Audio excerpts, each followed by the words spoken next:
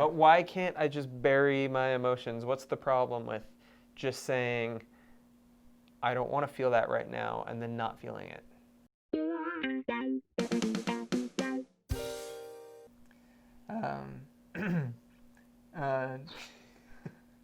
Does that work? But what if I try really hard?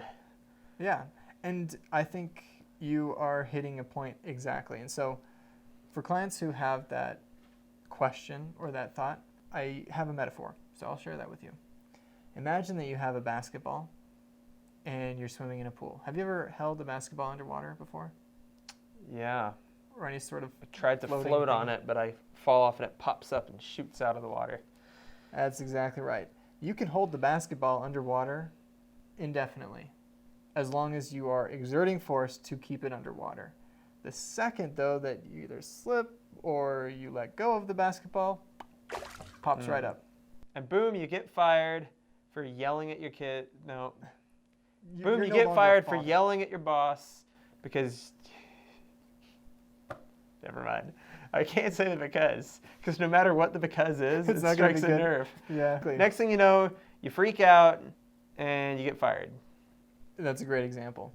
So you can hold the basketball underwater, but I want you to imagine what it would be like if you were at like a pool party or you were trying to swim like with your kids or just trying to have fun, and you were worried about holding the basketball underwater the entire time, and you were thinking, I cannot let this basketball come up out of the water. That would be the worst thing in the world. Would that pool party or that swimming experience be very enjoyable for you? No. And we've come right back to IBS now. Bringing it back around. Sometimes you're at a party and you really are focusing the whole time on holding yourself together. Sometimes you just explode.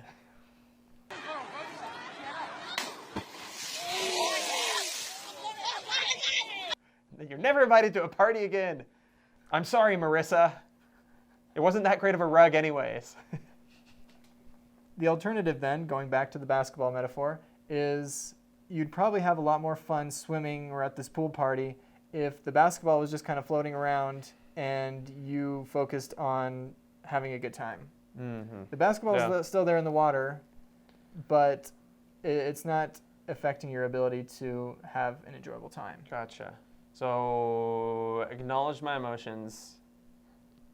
I notice I'm having an emotion, and I'm not going to do anything about it because it is what it is. It's that same kind of idea. So there's a lot of similarities between thoughts and emotions on this level. What's harder about emotions is that you really can't just produce an emotion on the spot, right? Okay. That's really where they differ, because you could produce a thought on the spot. True. But an emotion is a different story. So let's go back to that pool metaphor, though. Okay. If I don't want to splash other people in my pool, you're saying if the ball just sits there, I can just have a good time. Right. But I can't. But if I let my emotions, if I try to control my emotions, that's what then causes the... Yeah, and you can think of it as kind of an explosion with when the ball shoots up out of the water. I think what's worse is all the energy you put into keeping it down to the point where you cannot have an enjoyable time swimming. My life has been a lie. I thought this whole time that I could control my emotions. You're here to expel that myth. You're out of school, myth. Good luck in boarding school, myth. In short, you can't control your emotions. Pulling out your shovel and burying them is going to make it worse anyway, so don't do it. Now, there are times you got to regulate them, and we'd love to tell you all about that. That's going to be in the next video right here. No, you can point to a little sign that says, video doesn't exist yet. Come back Error next week. 404, not found. That would actually be good.